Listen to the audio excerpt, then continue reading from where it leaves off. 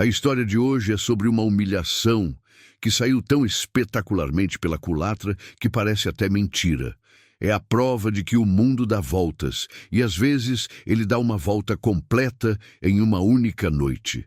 Um milionário arrogante, no topo do seu poder, decide destruir a vida de sua faxineira na frente de todo mundo, usando a coisa mais pura que ela tinha, o desenho do filho dela. Ele rasga o papel em 1000 pedaços para provar que ele era o rei do lugar. Só que ele não tinha a menor ideia do que estava escondido no verso daquele simples pedaço de papel.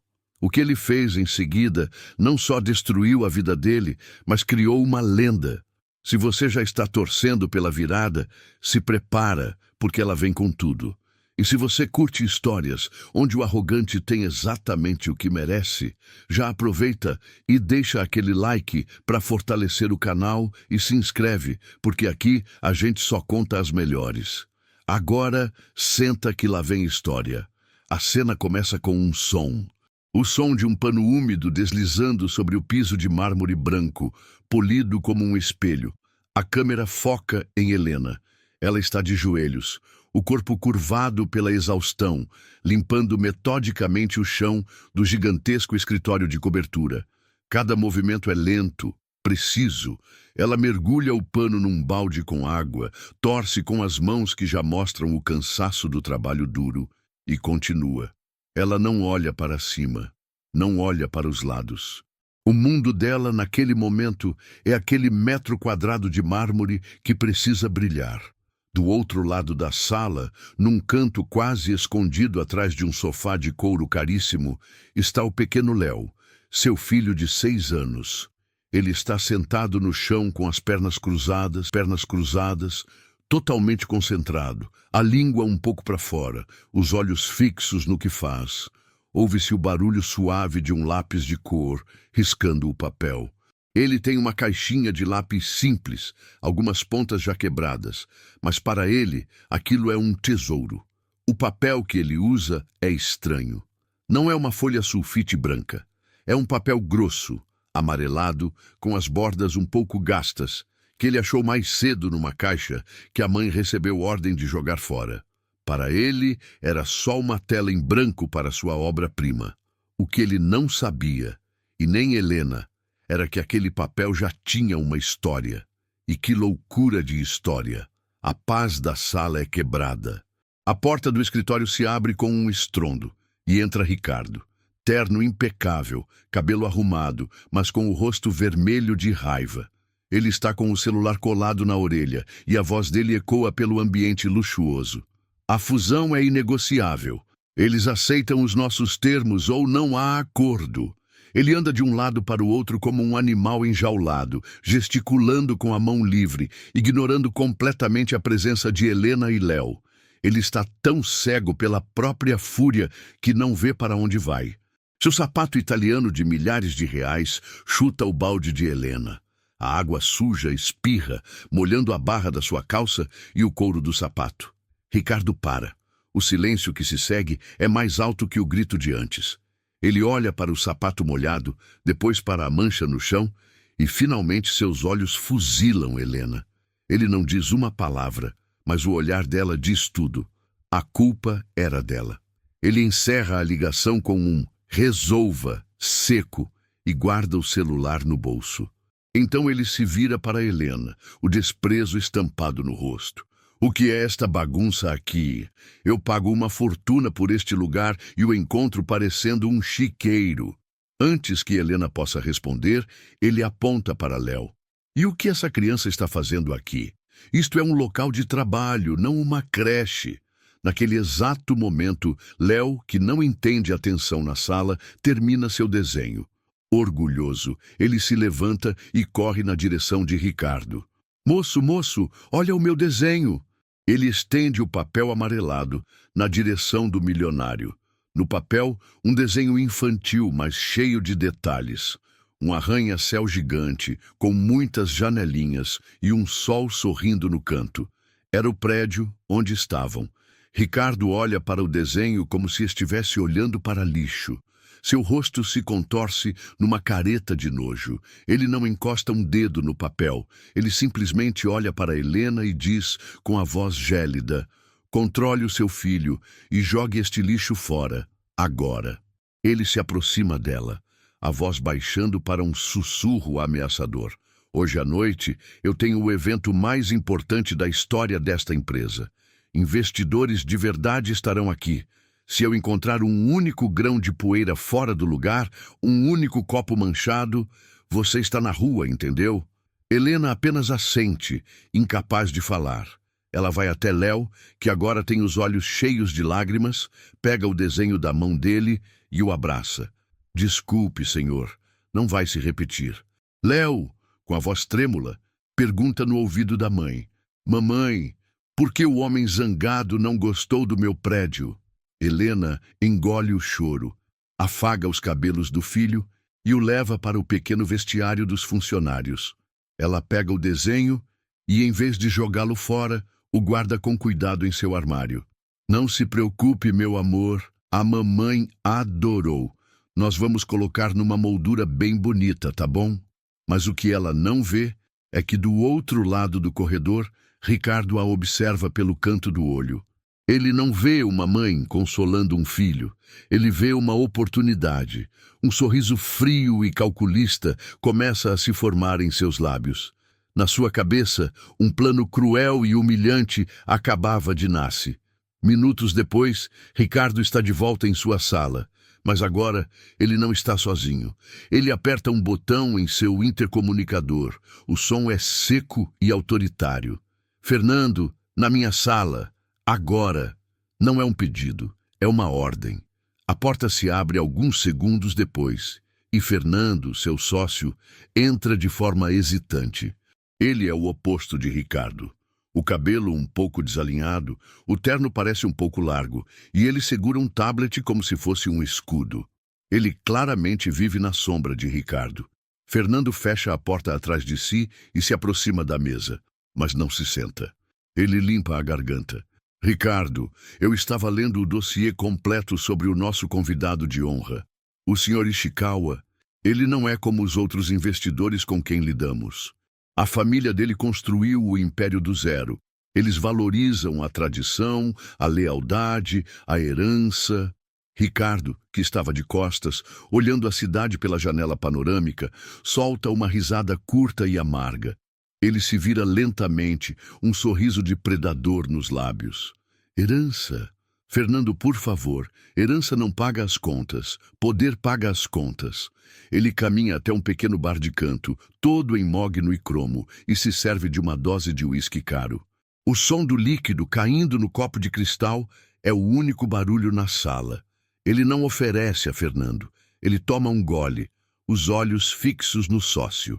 O que o nosso amigo japonês precisa ver não é um curador de museu. Ele precisa ver um líder, um leão, alguém que não tem medo de fazer o que é necessário para manter o controle absoluto. Fernando engole em seco, ajeitando a gravata. Eu sei, Ricardo, mas talvez a abordagem devesse ser mais sutil, mostrar os balanços, o plano de expansão. Ricardo o interrompe, levantando a mão. Sutileza é para os fracos. Eu preciso de um momento de impacto. Eu preciso de um teatro. E a boa notícia, Fernando, é que eu já encontrei a minha atriz principal e o meu roteiro. Ricardo se senta em sua cadeira de couro, que range como um trono. Ele se inclina para a frente, os cotovelos na mesa, as mãos unidas. Lembra da faxineira? A tal da Helena? O filho dela teve a audácia de desenhar em uma folha de papel da empresa um rabisco ridículo. Fernando franze a testa, sem entender onde Ricardo quer chegar. E que eu vou usar isso, continua Ricardo, os olhos brilhando com a própria genialidade distorcida. Hoje à noite, no meio do evento, na frente de todos, na frente de Ishikawa, eu vou chamá-la. Vou mostrar o vandalismo dela. Vou mostrar a todos o que acontece quando alguém, não importa o quão insignificante, desrespeita a propriedade e as regras do meu império. Eu vou transformar aquele desenho em pó. A ficha de Fernando finalmente cai e o rosto dele perde a cor. Ricardo, você não pode estar falando sério. Isso é monstruoso. É uma funcionária, uma mãe de família. Você vai humilhá-la publicamente por causa de um desenho de criança? Exatamente. Ricardo bate na mesa com a palma da mão, o som fazendo Fernando estremecer. Ishikawa não vai ver uma humilhação, ele vai ver força. Ele vai ver um homem que zela pela ordem com mão de ferro. Ele vai ver que eu não tolero a menor falha. E é com esse tipo de homem que ele vai querer fazer negócios. Fernando tenta argumentar. Isso pode sair pela culatra. E se ele achar isso cruel, desnecessário? Ricardo se levanta e anda até ele, parando tão perto que Fernando recua um passo. Ele não vai, porque eu vou fazer com tanta confiança que ele não terá outra opção a não ser admirar. Agora, se me dá licença, eu preciso buscar o meu objeto de cena. Ricardo sai da sala, deixando Fernando paralisado de horror. Ele caminha pelos corredores impecáveis que Helena limpou mais cedo. Ele chega na área dos funcionários, um corredor cinza e sem vida. Ele localiza o armário com o nome Helena. Sem hesitar, ele o abre. Lá dentro, ele vê o desenho, cuidadosamente guardado num canto. Ele o pega, ele sente a textura do papel, mais grossa e antiga do que o normal. Mas sua mente está tão focada na humilhação que ele nem registra o detalhe. Ele vira o papel, vê o arranha-céu infantil e um sorriso de desprezo cruza seu rosto. Ele dobra o documento histórico sem saber e o desliza para o bolso interno de seu paletó junto à sua carteira de couro. A armadilha estava pronta. O que Ricardo não sabia, o que nem mesmo Fernando desconfiava, era o tamanho do desespero que alimentava aquele plano cruel. Uma semana antes, Ricardo havia perdido o maior contrato de sua carreira. Um erro de cálculo, um excesso de arrogância, e um cliente de uma década simplesmente foi embora. A empresa estava sangrando, e a fusão com Ishikawa não era apenas uma oportunidade de crescimento. Era uma boia de salvação para impedir que o navio inteiro afundasse. Ricardo não estava projetando força naquela noite. Ele estava projetando pânico, disfarçado da única maneira que conhecia: a crueldade. Ele achava que, para parecer forte, precisava esmagar alguém mais fraco. Mal sabia ele que o papel que carregava no bolso não era a prova do erro de uma faxineira, mas sim a prova da sua própria e monumental ignorância. Ele estava prestes a mostrar ao Sr. Ishikawa um homem que valorizava a herança acima de tudo, o retrato perfeito de um homem queimando a sua. Mas para a gente entender o tamanho da catástrofe que estava prestes a acontecer, a gente precisa apertar o pause na cena do escritório e voltar à fita. Só algumas semanas. Para um momento que, na hora, pareceu totalmente sem importância, mas que, na verdade, foi onde tudo começou. A cena é num depósito esquecido no subsolo do prédio, um lugar que ninguém visitava há anos. A única luz vem de uma lâmpada fraca pendurada no teto, e no ar dançam partículas de poeira. E lá está Helena, o supervisor dela tinha sido bem claro. Ricardo quer este espaço vazio até o fim do mês. Tudo o que está nessas caixas é para jogar fora, lixo velho. Helena, obediente, começa o trabalho. Ela abre uma das caixas de madeira e o rangido da tampa ecoa na sala silenciosa. Uma nuvem de poeira sobe, fazendo-a tossir. Mas quando a poeira baixa, ela não encontra lixo. Ela encontra pilhas e pilhas de papéis grossos e amarelados, amarrados com fitas desbotadas. Curiosa, ela desata uma das fitas. O papel se desdobra em suas mãos. Não era um relatório chato ou um memorando antigo.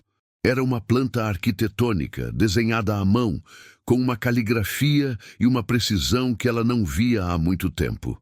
Ela folheia os outros.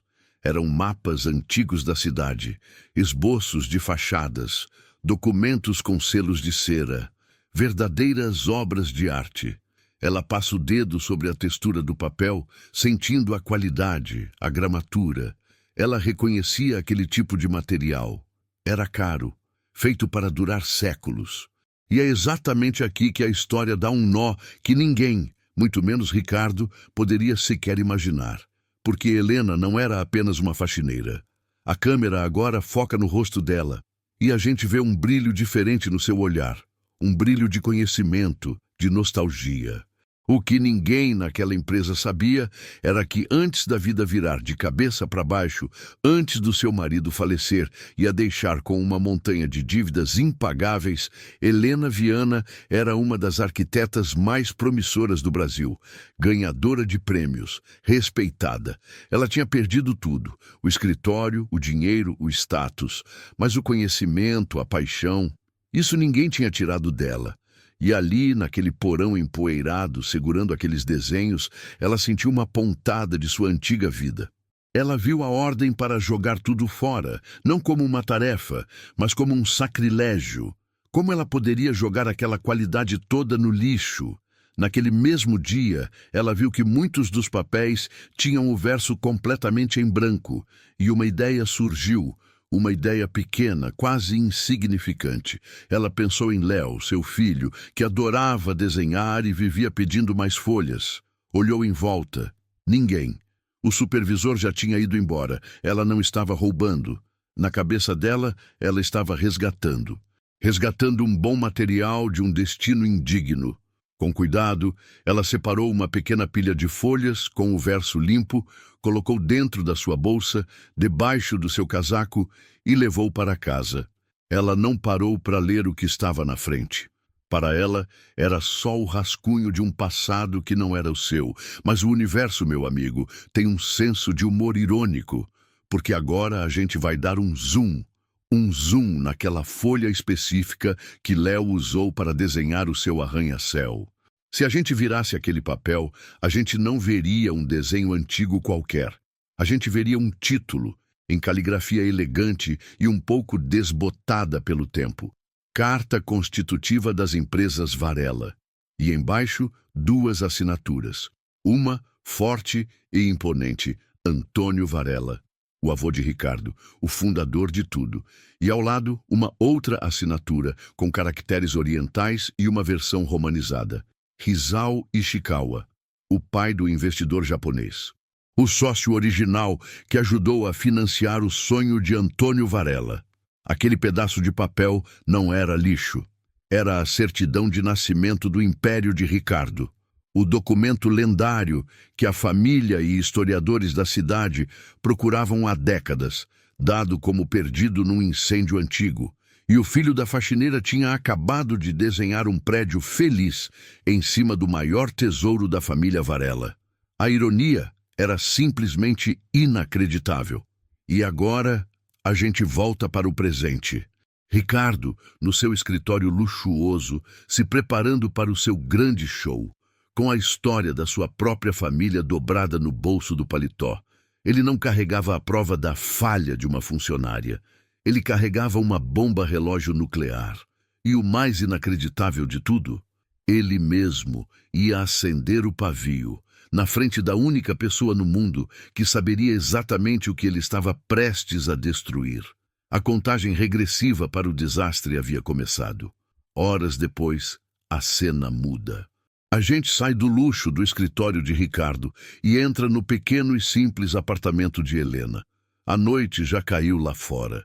Helena está na frente do espelho do corredor, já vestindo o seu uniforme de limpeza, que hoje parece mais apertado, mais sufocante do que o normal. Ela ajeita a gola, mas suas mãos estão inquietas. Ela encara o próprio reflexo, mas o olhar está distante. Tem um nó na boca do estômago dela, uma sensação ruim que ela não consegue explicar, mas que não vai embora. Ela pega o celular, disca um número. A gente ouve a voz de uma senhora do outro lado. Dona Elza, sou eu, Helena. Escuta, será que a senhora poderia ficar com o Léo até um pouco mais tarde hoje? Eu sei que é em cima da hora. Não aconteceu nada. É só um pressentimento, coisa de mãe. Eu fico mais tranquila se souber que ele está com a senhora. Ela desliga um pouco mais aliviada, mas a tensão ainda está lá, nos seus ombros. Nesse momento, Léo corre até ela, já de pijama. Ele estende para ela um outro desenho. Desta vez, numa folha de papel sulfite comum, branca. É um desenho colorido de uma casa com um jardim, simples, feliz.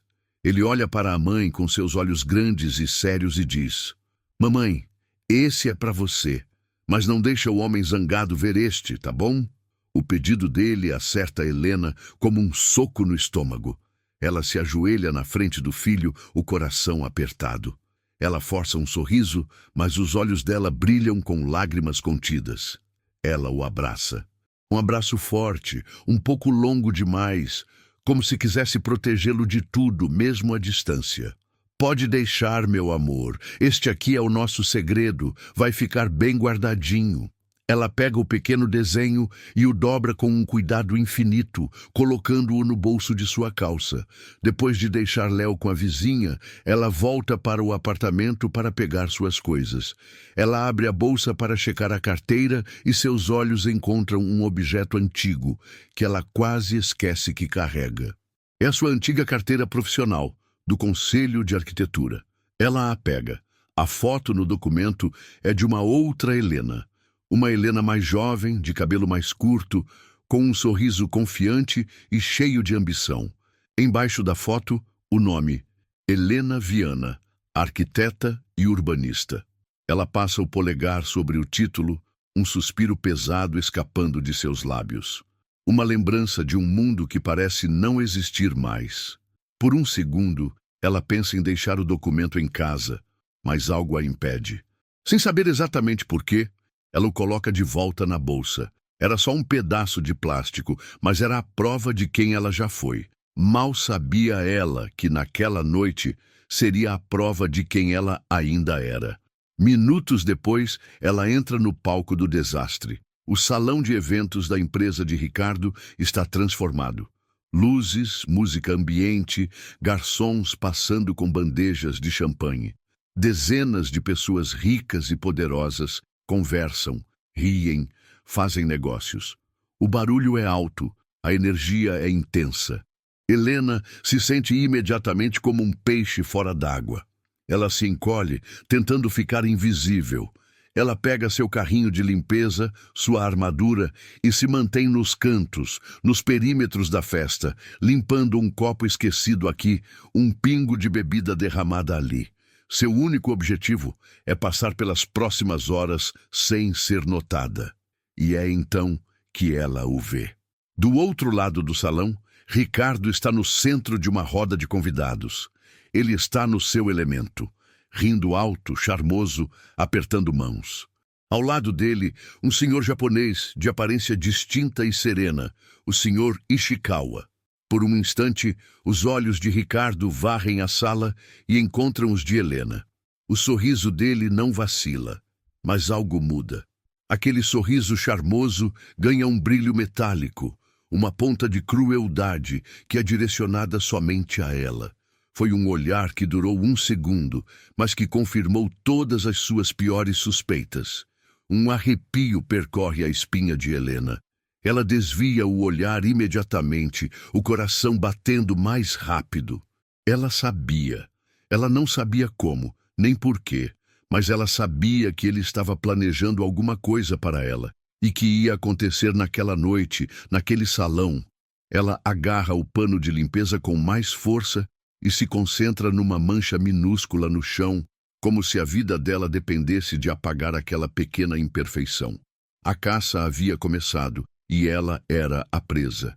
A festa está no auge. Risadas, conversas sobre milhões de dólares e o tilintar de taças de champanhe criam uma sinfonia de poder e riqueza. De repente, um som corta o ar. Um toque leve num microfone, amplificado pelos alto-falantes. Pá, pá. A música para. As conversas diminuem até se transformarem em um silêncio curioso. Um único feixe de luz corta a penumbra do salão e ilumina um pequeno palco montado num canto. E então, Ricardo sobe os 2 degraus, entrando no círculo de luz como um ator entrando em cena. Ele sorri, um sorriso largo, confiante. Ele segura o microfone. Boa noite, senhoras e senhores. Boa noite, amigos. A voz dele é macia, charmosa. É uma honra ter todos vocês aqui esta noite para celebrar o futuro. E eu gostaria de agradecer em especial pela presença do nosso ilustre convidado, Sr. Ishikawa. Uma honra tê-lo conosco. Ele faz um gesto na direção de Ishikawa, que responde com um leve e cortês aceno de cabeça. Ricardo continua. Muitos de vocês me perguntam qual é o segredo do nosso sucesso, e a resposta é simples: uma visão clara e um controle de qualidade rigoroso, implacável. Ele faz uma pausa, deixando a palavra implacável ecoar pelo salão. Para construir um império, para chegar ao topo, você não pode tolerar imperfeições. Nenhuma. Você precisa eliminar qualquer sinal de desleixo, qualquer desvio do padrão de excelência, não importa o quão pequeno. Enquanto ele fala, seus olhos começam a varrer a multidão. Não mais para os investidores, não mais para os convidados. Ele está caçando. Seu olhar passa pelo bar, pelas mesas, e então ele a encontra. Helena está parada perto de uma pilastra, tentando se misturar com a sombra, um pano de limpeza na mão. O sorriso de Ricardo se alarga. Ele encontrou seu alvo. E falando em zelar pelo nosso padrão, ele diz, a voz ainda amigável, eu gostaria de chamar uma pessoa aqui no palco, alguém que nos deu uma lição hoje. Helena. O nome dela, dito naquele microfone, soa como um tiro no silêncio. Todas as cabeças, todas, sem exceção, viram-se em uníssono. Começam os sussurros. Quem é Helena? A confusão se espalha. Os convidados procuram por uma executiva, uma gerente, e então o mar de ternos e vestidos de grife se abre, e todos os olhares convergem para a única figura que não pertence àquele mundo, a mulher no uniforme de limpeza. Helena congela. O pano de limpeza cai da sua mão e bate no chão com um baque surdo. O sangue some do seu rosto. Seus olhos estão arregalados, fixos em Ricardo, uma expressão de puro pânico. Ela balança a cabeça, um movimento quase imperceptível, um não silencioso. Mas Ricardo não vai deixá-la escapar. Não seja tímida, Helena. Por favor, venha até aqui, dê um passo à frente. A voz dele é melosa, mas o comando é de aço. Helena não se move. Ela está paralisada. 2 seguranças perto da parede se movem sutilmente, endireitando os ombros. A mensagem é clara. Ela não tem escolha. E então, ela dá o primeiro passo, depois outro e outro. É a caminhada mais longa de sua vida. Cada passo sob o olhar de centenas de estranhos, cada passo a levando para mais perto da boca do leão, para o centro do palco de sua própria humilhação. Os holofotes a cegam. Ela para na frente de Ricardo, de cabeça baixa, querendo que o chão se abra e a engula. Ricardo coloca uma mão em seu ombro, um gesto falsamente paternal. Senhoras e senhores, eu apresento a vocês um exemplo. Ele diz, e agora o tom de voz dele muda. O charme desaparece, substituído por uma frieza cortante. Um exemplo do tipo de descuido que eu não tolero na minha organização. Ele se vira para ela. Helena aqui acredita que as regras não se aplicam a ela. E então, o golpe de misericórdia. Ricardo enfia a mão no bolso interno do paletó. O público prende a respiração.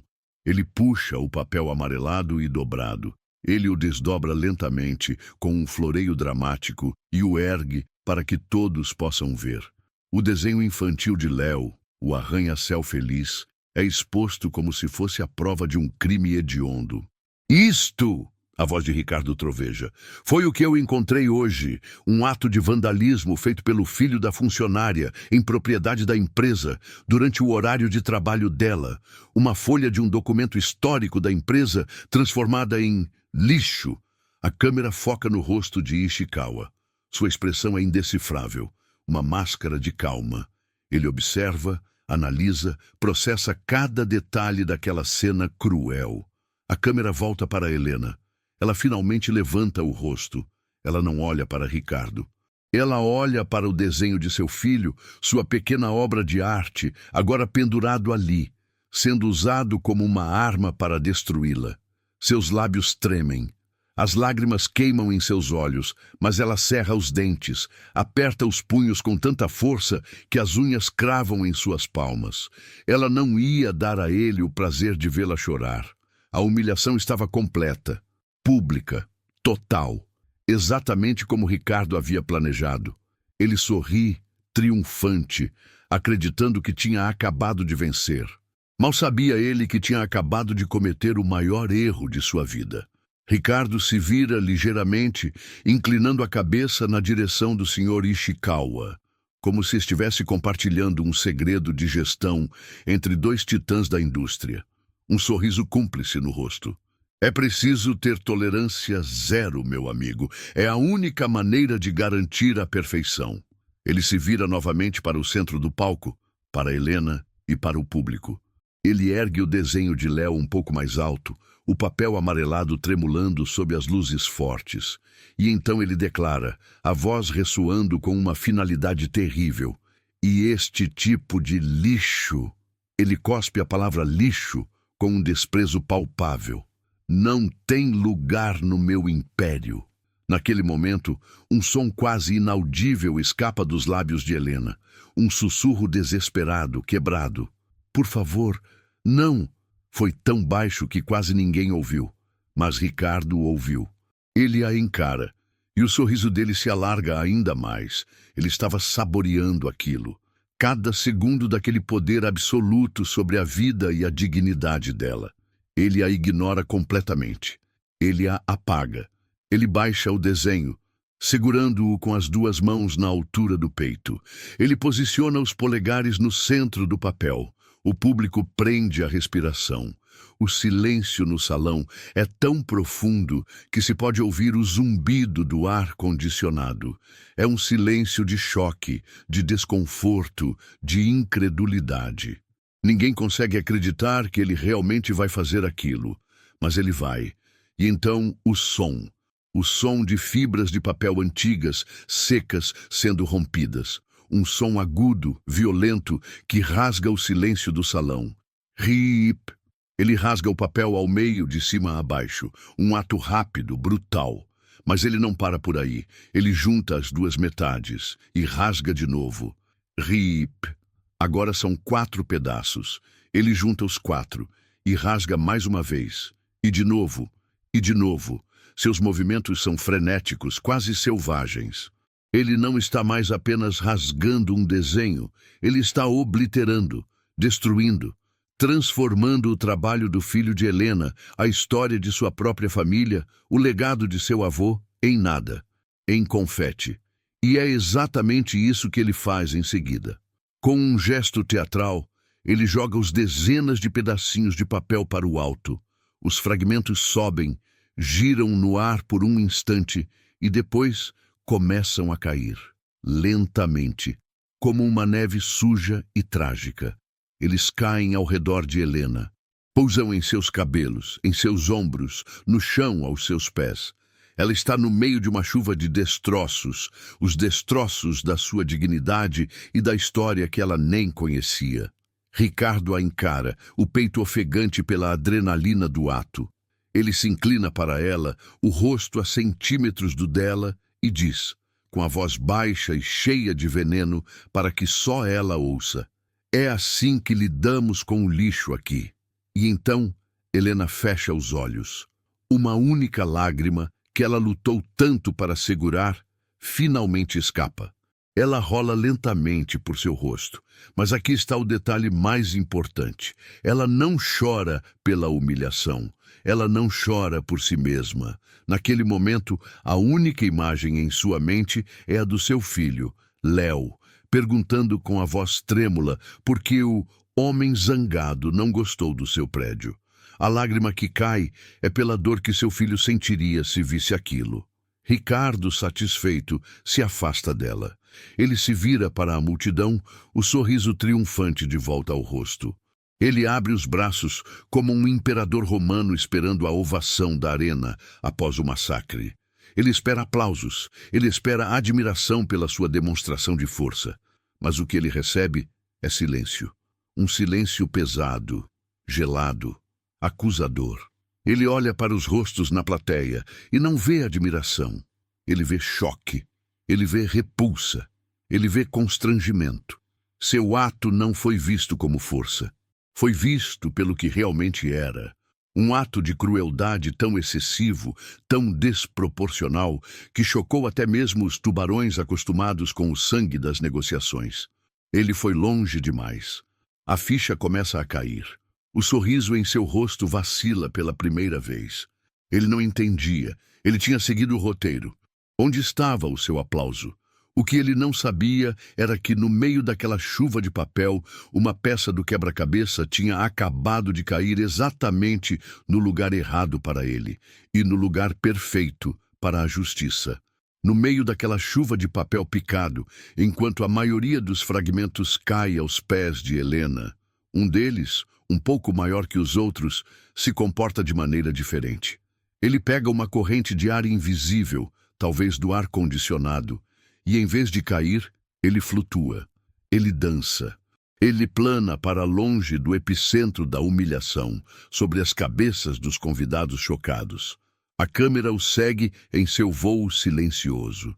Ele passa por cima de uma mesa de canapés, desvia de um arranjo de flores, e então, com a delicadeza de uma pluma, ele pousa. Não no chão. Ele aterrissa suavemente sobre a toalha de mesa imaculadamente branca da mesa VIP, a mesa do Sr. Ishikawa. E o mais importante, ele pousa com o verso virado para cima, o lado sem o desenho infantil, o lado com a caligrafia antiga. Por alguns segundos, ninguém nota. A atenção de todos está dividida entre o rosto triunfante e psicótico de Ricardo e a figura paralisada de Helena. Sr. Ishikawa também observa a cena, seu rosto uma máscara de autocontrole. Então, seu olhar baixa por um instante. Ele vê o pequeno pedaço de papel sobre sua mesa. A princípio, ele parece que vai apenas ignorar um pedaço de lixo que sujou sua mesa. Ele estende a mão, talvez para espaná-lo para o chão. Mas então, ele para. Sua mão congela a centímetros do papel. Seus olhos se estreitam. Havia algo ali. Não era uma folha em branco. Ele enxerga uma linha de tinta desbotada, parte da curva de uma letra maiúscula. E no canto do fragmento, um pedacinho de cera vermelha com o relevo de um selo. A expressão do Sr. Ishikawa muda. A máscara de calma passiva se racha. Uma intensidade feroz toma conta de seus olhos. Lentamente, com uma mão que treme um pouco, não de velhice, mas de uma emoção súbita e avassaladora, ele pega o fragmento de papel. Ele o levanta na altura dos olhos. A sala inteira ainda está em silêncio, mas agora um novo foco de tensão surgiu. Ishikawa reconhece aquele traço. Ele reconhece aquele fragmento de selo. Seus olhos se arregalam, apenas um pouco, mas é o suficiente. É a confirmação. E então ele se levanta. O som de sua cadeira de madeira arrastando no chão de mármore é como um trovão no silêncio do salão. Todos os olhares se viram para ele. Ricardo, que estava começando a sentir o clima pesar, vê o poderoso investidor se levantar e interpreta aquilo da pior maneira possível. Um sorriso arrogante começa a voltar ao seu rosto. Ele acha que Ishikawa vai parabenizá-lo, que vai endossar sua demonstração de poder. Ele abre a boca para falar, para recebê-lo, mas o Sr. Ishikawa não olha para ele. Ele passa por Ricardo como se ele fosse uma peça do mobiliário, ignorando-o de forma tão completa, tão absoluta, que foi quase uma agressão física. O esnobar foi público e foi brutal. Ishikawa caminha com passos firmes e determinados, não em direção à saída, mas em direção ao centro do salão, em direção a Helena, que continua parada, de olhos fechados, no meio dos destroços de sua vida. E então, para o choque absoluto de cada uma das pessoas presentes, o Sr. Ishikawa, um dos homens mais ricos e respeitados da Ásia, um bilionário de sangue nobre, faz o impensável. Ele se ajoelha. Ele dobra os joelhos e se ajoelha no chão, aos pés da faxineira. Um suspiro coletivo, Um ó de espanto percorre a multidão. As pessoas não acreditam no que estão vendo. Ricardo fica paralisado. Sua boca se abre, mas nenhum som sai. Seu cérebro simplesmente não consegue processar a cena. A confusão em seu rosto rapidamente se transforma em um medo frio, pálido. Ele não entende o que está acontecendo, mas ele sabe, com uma certeza aterrorizante, que aquilo é o início do fim. Sem dizer uma palavra, Sr. Ishikawa começa a juntar os pedaços de papel do chão, com cuidado, com reverência, como se estivesse recolhendo os cacos de um artefato sagrado. Seu assistente pessoal, um jovem de terno que estava paralisado como todos os outros, vê a expressão no rosto do chefe e entende a gravidade da situação. Ele corre e também se ajoelha, ajudando a recolher os fragmentos. A cena é surreal. 2 homens de terno ajoelhados no chão, catando o lixo que Ricardo acabara de criar. Helena, sentindo a movimentação a seus pés, finalmente abre os olhos. Ela olha para baixo e vê o poderoso investidor japonês ali no chão, juntando os restos do desenho de seu filho. Ela fica tão confusa quanto Ricardo. O que estava acontecendo? Por que aquele homem estava fazendo aquilo? A virada de jogo tinha começado. E ninguém, nem Helena, nem Ricardo, estava preparado para o que viria a seguir.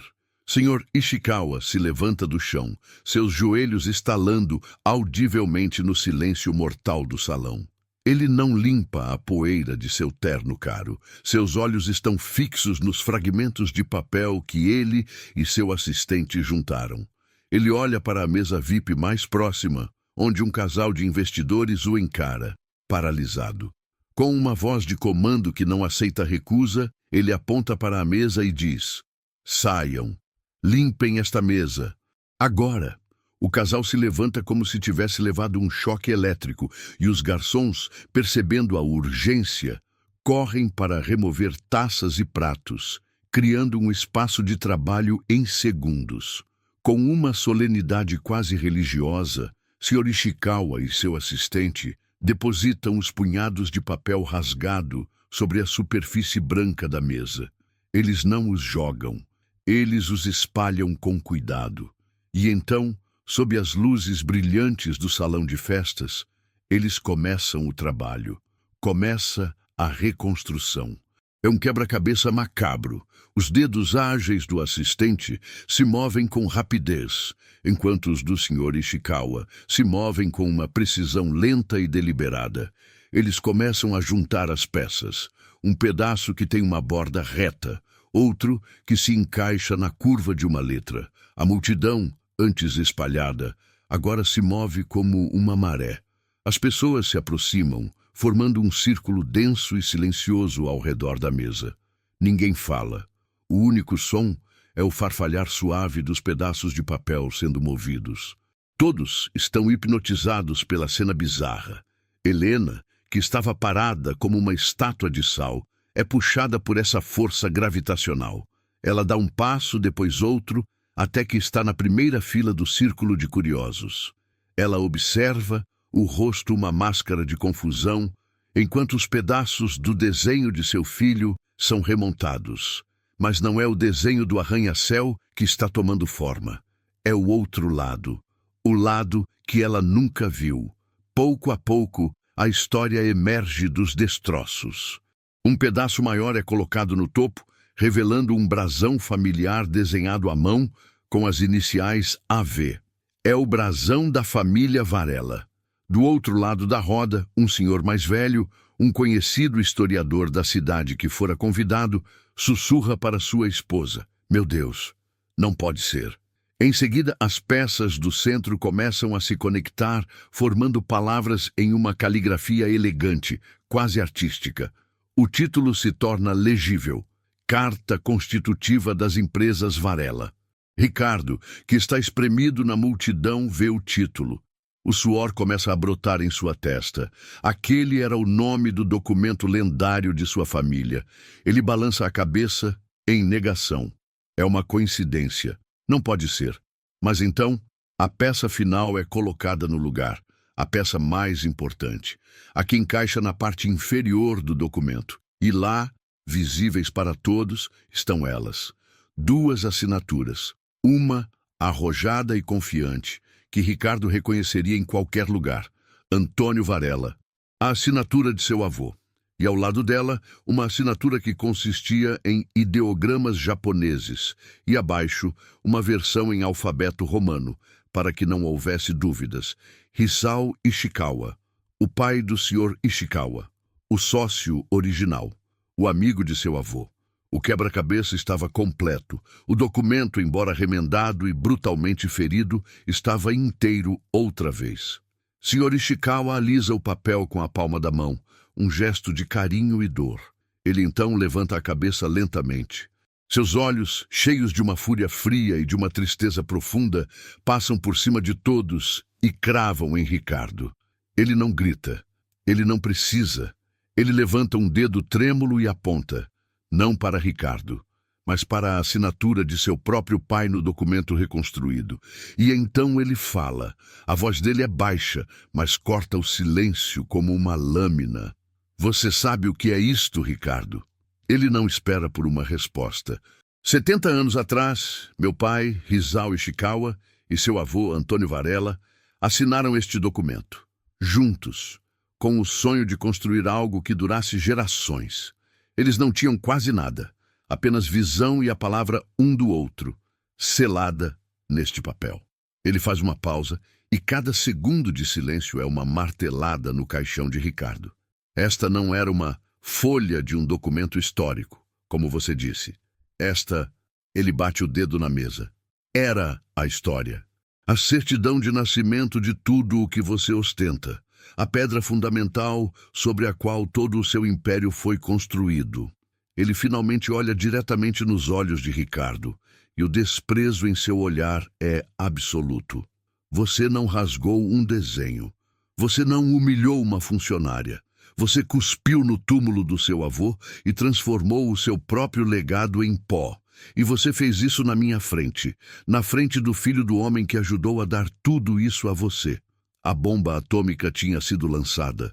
A verdade, agora, pertencia a todos na sala. No instante em que as palavras do Sr. Ishikawa terminam, um som percorre o salão. Não é um sussurro, é um suspiro coletivo, um "ah" audível de centenas de pessoas compreendendo a magnitude do desastre ao mesmo tempo. É o som de um império começando a ruir. Todos os olhos se desviam do documento remendado e se cravam em um único ponto. Ricardo. O rosto dele, antes vermelho de fúria e depois triunfante, agora passa por uma transformação grotesca. Toda a cor se esvai, deixando para trás uma palidez de cera, de morte. Seus olhos, antes faiscantes de arrogância, agora estão vidrados, abertos em um horror puro e sem filtros. Ele dá um passo para trás instintivamente, como se tentasse fugir da verdade. Ele tropeça em seus próprios pés e teria caído se não tivesse se apoiado em uma mesa.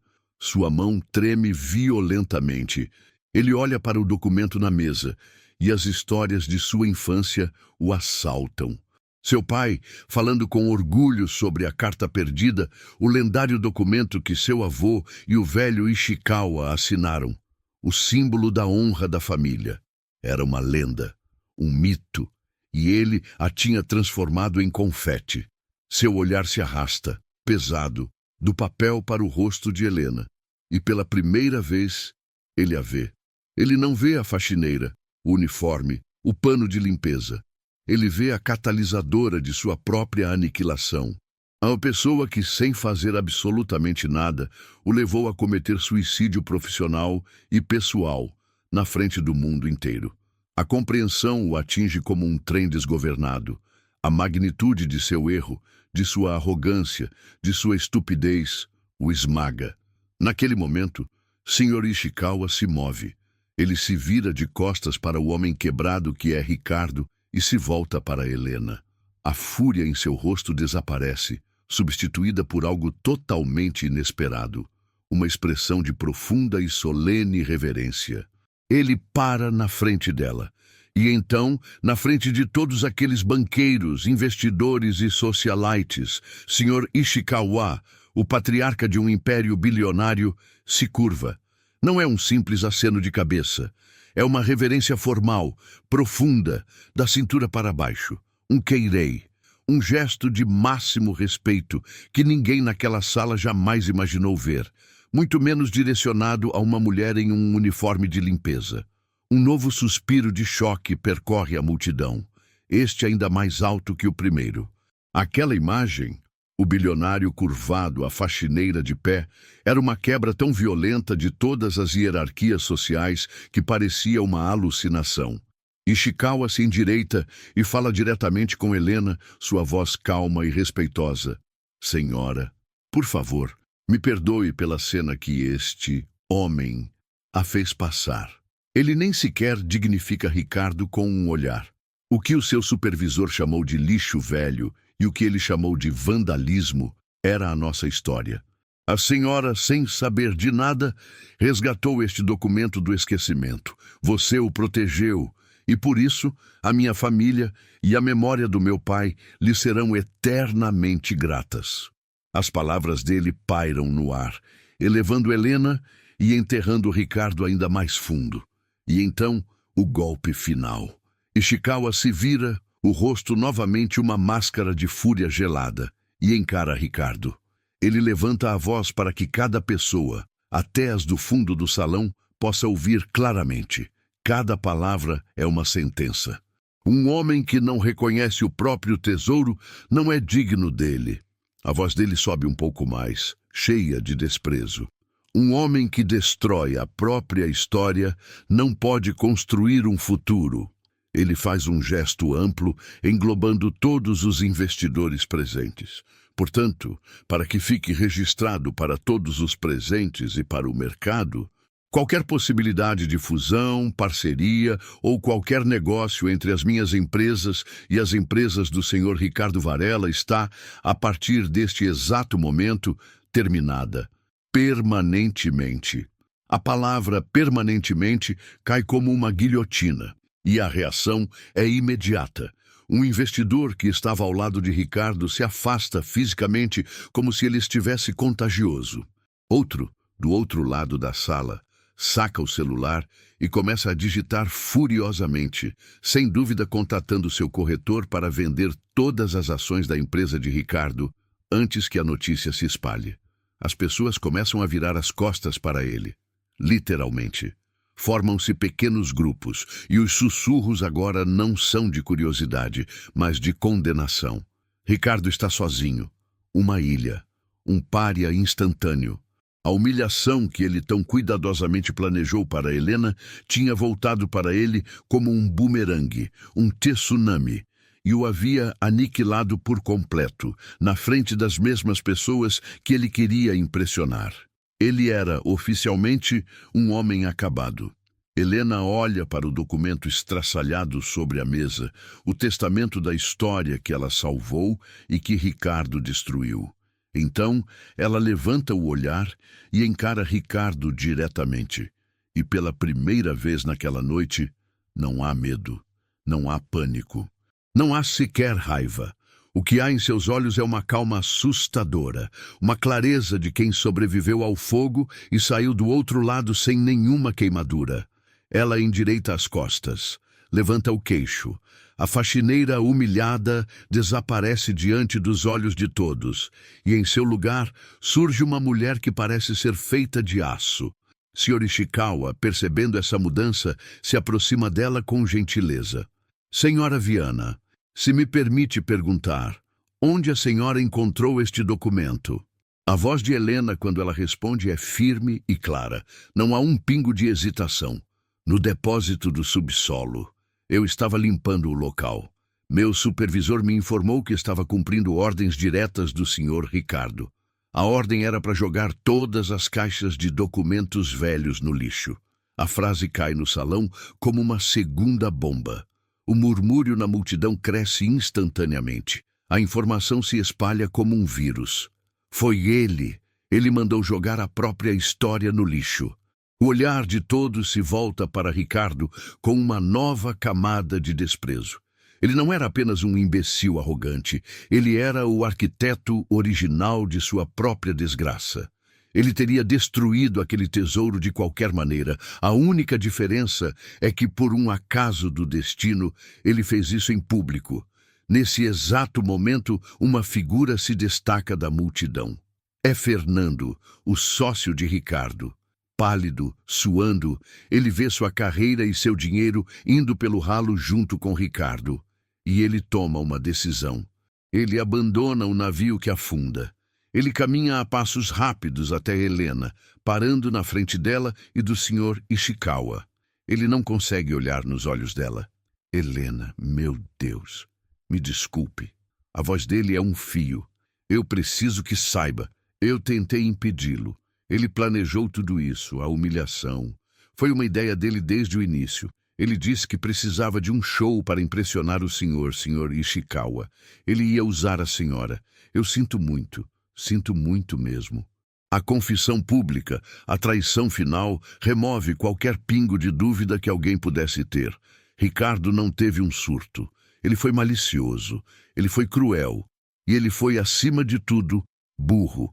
Sr. Ishikawa escuta a confissão de Fernando com um aceno curto, como se já soubesse.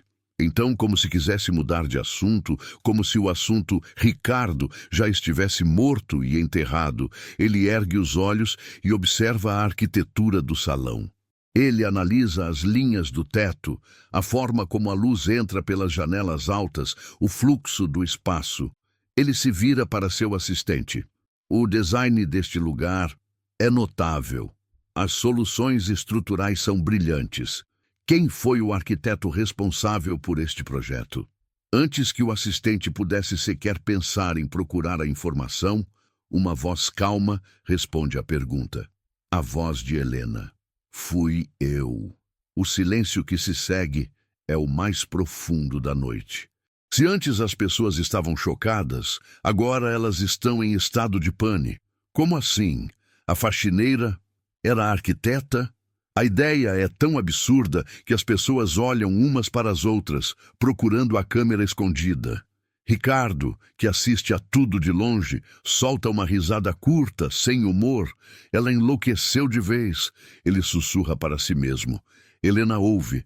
Ela se vira lentamente e o encara.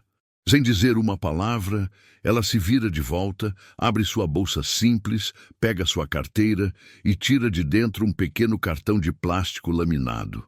A carteira de arquiteta que ela quase deixou em casa. Ela não entrega a qualquer um. Ela estende a mão e a entrega diretamente ao Sr. Ishikawa. Ele pega o documento com cuidado. Ele olha a foto da jovem Helena confiante. Ele lê o nome, Helena Viana. E então ele lê a afiliação abaixo. Arquiteta-chefe, Viana and Associates. Os olhos do Sr. Ishikawa se arregalam de verdade pela primeira vez. Ele levanta o olhar da carteira para o rosto dela, a admiração e o choque estampados em seu rosto. Viana and Associates, a firma que ganhou o Prêmio Internacional de Arquitetura Revelação há quase 10 anos? O projeto do Museu do Amanhã foi seu? Helena simplesmente assente. Sim, senhor, em minha vida anterior. Naquele momento, Sr. Ishikawa não vê mais a mulher que encontrou o documento. Ele não vê uma faxineira. Ele vê uma colega. Ele vê uma lenda que ele pensava ter desaparecido do mercado. Ele vê uma gênia. Ele devolve a carteira a ela com uma reverência ainda mais profunda que a primeira. Ricardo assiste a esta cena, impotente. A risada morre em sua garganta. A ficha finalmente caiu com o peso de um caminhão. Ele não tentou humilhar uma simples faxineira. Ele tentou humilhar uma das mentes mais brilhantes da arquitetura moderna, no prédio que ela mesma projetou. A ironia era tão esmagadora, tão perfeita, que era quase poética. O poder no salão não tinha apenas mudado de lado. Ele tinha se consolidado de forma absoluta nas mãos da mulher, que, uma hora atrás, estava de joelhos limpando o chão que ela mesma projetou. Sr. Ishikawa segura a carteira profissional de Helena por mais um segundo, como se estivesse segurando um diamante. Ele a devolve a ela com cuidado, E, em seguida, se vira para a multidão de investidores e executivos que ainda estão paralisados, assistindo ao desenrolar da história. A voz de Ishikawa soa novamente, clara e decisiva, anunciando a nova ordem mundial que acabara de ser criada naquele salão. Senhoras e senhores, como muitos de vocês sabem, eu vim ao Brasil para encontrar o parceiro ideal para o nosso maior projeto na América Latina, um complexo de uso misto que será um marco arquitetônico. Ele faz uma pausa, seu olhar varrendo os rostos ansiosos. Pois bem, a minha busca terminou esta noite. Eu encontrei o projeto e, o mais importante, eu encontrei a arquiteta. Ele se vira novamente para Helena e, em um gesto que sela o destino de todos na sala, ele estende a mão para ela. Senhora Helena Viana, a minha empresa, a Ishikawa Holdings, gostaria de lhe fazer uma proposta formal, aqui e agora.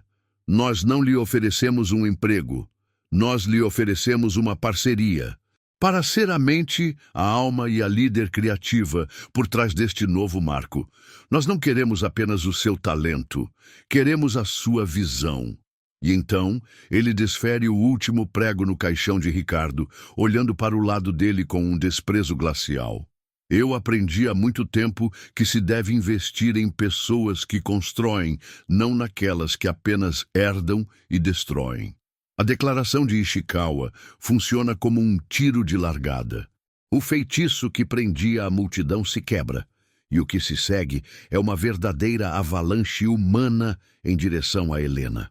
Um CEO de uma grande construtora, que antes mal olhava para Ricardo, é o primeiro a furar o bloqueio. Ele chega até Helena, o cartão de visitas já na mão.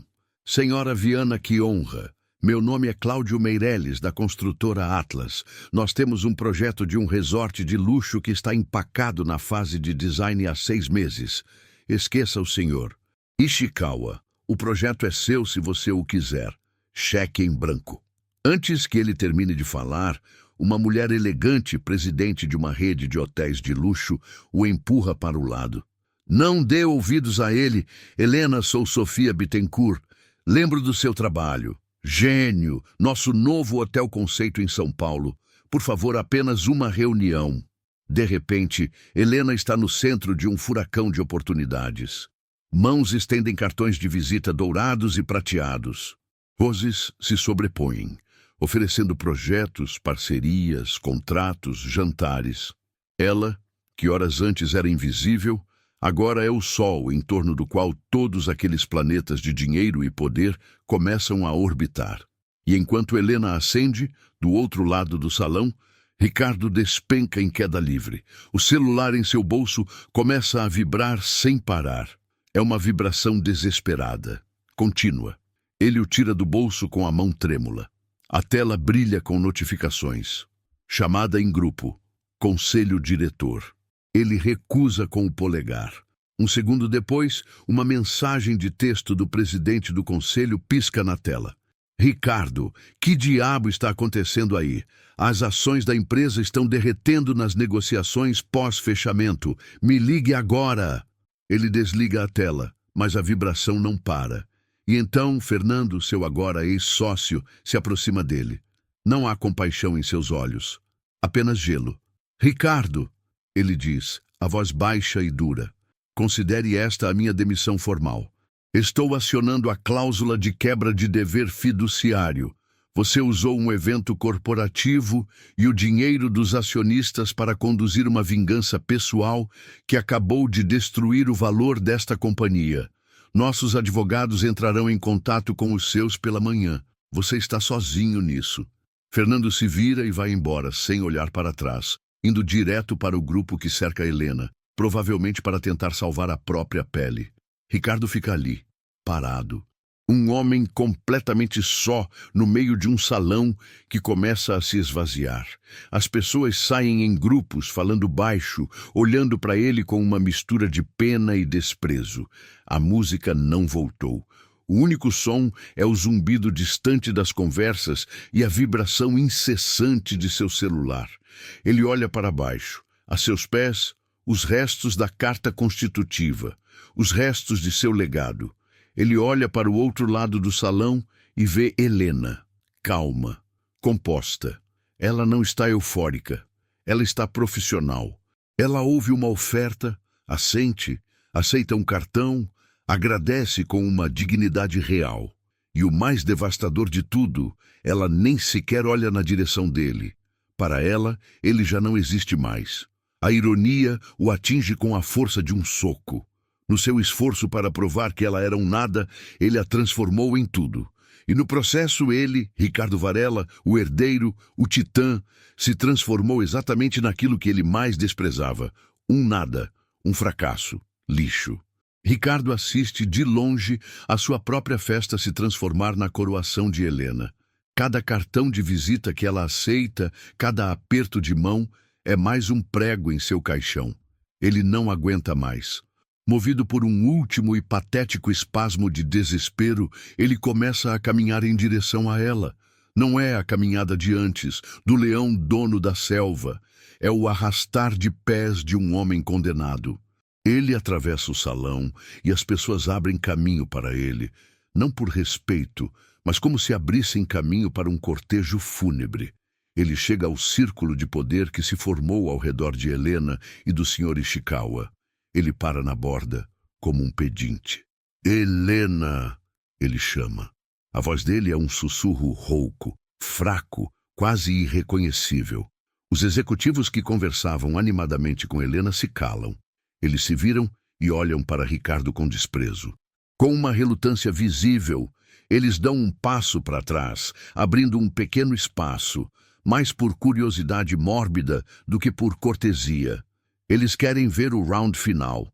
Ricardo entra no círculo. Ele está agora a poucos metros de Helena. O rosto dele está amassado pela dor e pelo pânico. Helena, por favor, me escuta. Ele começa a balbuciar, as palavras tropeçando umas nas outras. Eu sinto muito, de verdade. Eu não sei o que deu em mim. A pressão, os negócios, o estresse. Eu perdi a cabeça, foi um erro terrível. Eu nunca quis. Ele está tentando construir uma desculpa, uma justificativa, qualquer coisa que possa diminuir o tamanho de sua monstruosidade. Mas ele não consegue terminar. Helena levanta uma mão, apenas um gesto. Calmo, lento, sem força, mas o efeito é imediato. Ricardo se cala no meio da palavra, como se ela tivesse apertado um botão de mudo. O silêncio volta a reinar naquele pequeno círculo. E então, Helena o encara. Ela olha diretamente em seus olhos. Não há mais submissão, não há mais medo. Ela o encara como uma igual, ou melhor, como uma força da natureza encara um inseto. E ela fala. A voz dela não é alta, não é raivosa. É calma, cortante como um bisturi de cirurgião. Senhor Ricardo. Ela usa o título formal, e isso cria uma distância de 1000 quilômetros entre eles. Ela faz uma pausa. Você não rasgou o desenho do meu filho. A frase, tão simples, o deixa confuso. Ele franze a testa sem entender. Ela continua, cada palavra pesando uma tonelada. Você rasgou a certidão de nascimento do seu império, o legado do seu avô. Outra pausa, ainda mais longa, enquanto ele processa a informação. Você não me humilhou. Esta frase o atinge com mais força do que um tapa. Ele contava com a raiva dela, com o choro, com uma reação. A ausência de reação o desorienta, e então ela entrega a sentença final. Você se apagou da sua própria história. E é isso, fim da conversa. Ela não espera ele responder. Ela não quer ouvir mais desculpas. Ela não se importa com o que ele tem a dizer. Com uma calma que é a forma mais pura de poder, ela simplesmente se vira de costas para ele. Ela volta sua atenção para o Sr. Ishikawa, como se Ricardo fosse um fantasma, uma alucinação que já tinha passado. O senhor mencionava os desafios de zoneamento na região do porto, Sr. Ishikawa. Acredito que tenho algumas ideias que podem ser úteis. A indiferença dela é o golpe mais brutal de todos. É um ato que diz, mais do que qualquer grito, você não é nada, você não importa, você não tem poder nem para despertar a minha raiva. Ricardo fica ali, parado de costas para ela, com o resto de sua desculpa patética morrendo em seus lábios. O círculo de executivos se fecha novamente e ele fica do lado de fora, excluído, apagado, invisível. Ele finalmente entende. A verdadeira vitória de Helena não foi a vingança, foi a transcendência. Ela não apenas o derrotou, ela se tornou tão superior a ele que ele se tornou irrelevante. E essa, para um homem como Ricardo, era uma punição infinitamente pior do que a morte. Que virada, que final! A vingança de Helena não foi com gritos, foi com sucesso e indiferença, a forma mais elegante e poderosa de todas. Se você, como eu, amou ver essa reviravolta e quer mais histórias onde a justiça prevalece de forma espetacular, não esquece de deixar o seu like para fortalecer o nosso trabalho. E se ainda não for inscrito, se inscreve agora e ativa o sininho, porque a história ainda não acabou e você não vai querer perder o desfecho. Helena olha para a mão estendida do Sr. Ishikawa. Por um longo segundo, ela encara aquela mão que lhe oferece não apenas um emprego, mas um universo de volta. Então, com uma firmeza que sela seu novo destino, ela aperta a mão dele. O aperto é forte, seguro. Senhor Ishikawa, ela diz, a voz ressoando com uma nova autoridade. Será uma honra. Ela não sorri. Seu rosto é uma máscara de determinação e dignidade. A celebração virá depois. Agora é hora de negócios. Ela se vira para o grupo de novos admiradores que a cercam. Senhores, por favor, me deem um momento. Tenho uma ligação urgente e inadiável para fazer. Eles se afastam imediatamente, respeitosos. Helena caminha para um canto mais silencioso do salão, pega seu celular e disca o número. Do outro lado da linha, a voz da babá atende. Dona Elsa, sou eu, Helena. A transformação em sua voz é impressionante. O tom preocupado e ansioso de horas atrás desapareceu, substituído por uma calma de aço, mas com um calor por baixo. Sim, está tudo bem. Mais do que bem. Estou a caminho para buscar o Léo. Diga a ele que a mamãe está chegando. Ela desliga. A ligação mais importante da noite havia sido feita. Ela se junta novamente ao Sr. Ishikawa e seu assistente que a esperavam. Estou pronta, ela anuncia. E juntos, eles começam a caminhar em direção à saída. A caminhada é uma procissão. Os poucos convidados que restam abrem caminho, observando com admiração a mulher que, uma hora atrás, estava limpando o chão. No caminho para a saída, eles passam pelo corredor que leva aos vestiários dos funcionários. Helena para. Só um segundo. Ela entra no vestiário. Ela vai até seu armário, o abre e tira de lá sua bolsa. Então, ela se vira para o uniforme de limpeza azul que ainda está usando. Lentamente, metodicamente, ela o desabotoa. Ela o tira, deixando-o cair de seus ombros. Ela agora está com suas roupas simples por baixo, mas sua postura a faz parecer que está vestindo alta costura. Ela pega o uniforme, amassa-o numa bola e, sem qualquer hesitação, o joga dentro de uma lixeira. Um ato final. O descarte de sua antiga pele. Ela sai do vestiário, deixando para trás os últimos vestígios de sua vida de humilhação. E então, a câmera corta de volta para Ricardo. Ele ainda está no meio do salão, agora quase vazio. A equipe de limpeza, uma nova equipe do turno da madrugada, chegou e começou seu trabalho. Um jovem com fones de ouvido empurra um grande esfregão alheio ao drama que aconteceu ali.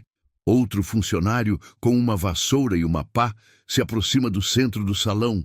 Ele começa a varrer os pedaços de papel, os restos do desenho de Léo, os fragmentos da carta constitutiva. Swish, swish. O som da vassoura no mármore é o único barulho no silêncio de Ricardo. O funcionário junta todos os pedaços numa pilha. Ele se abaixa com a pá e, com um movimento rápido, varre o legado da família Varela para dentro dela. Ele então caminha até um grande saco de lixo preto e despeja tudo lá dentro. Ricardo assiste a tudo. Ele vê a história de sua família, o documento que valia milhões em valor histórico e sentimental, ser tratado como lixo comum, e ele não faz nada. Ele não diz uma palavra. Ele apenas observa um homem oco, uma estátua vazia no meio do salão que agora parece um mausoléu. A cena final volta para Helena. Ela atravessa as grandes portas de vidro da entrada principal do prédio. O ar frio da noite bate em seu rosto, mas parece revigorante. Na calçada, um sedã preto de luxo, com os vidros escuros, está parado esperando por ela. O motorista, um homem de terno, sai do carro e abre a porta traseira para ela. Senhora Viana. Ela assente e entra no carro. O interior é de couro e silêncio. A porta se fecha, isolando-a do mundo exterior. Pela primeira vez em horas, ela está sozinha. Ela respira fundo. E então, ela enfia a mão no bolso da calça. Ela tira o pequeno pedaço de papel dobrado. O segundo desenho. O que Léo lhe deu antes de sair na folha de papel sulfite comum. Ela o desdobra. É o desenho da casinha com um jardim. Simples, colorido, cheio de amor. E enquanto ela olha para aquele desenho, para o verdadeiro tesouro, pela primeira vez em toda aquela noite infernal, um sorriso genuíno, quente e luminoso se espalha por seu rosto. Um sorriso de alívio, de amor e de um futuro que acaba de começar.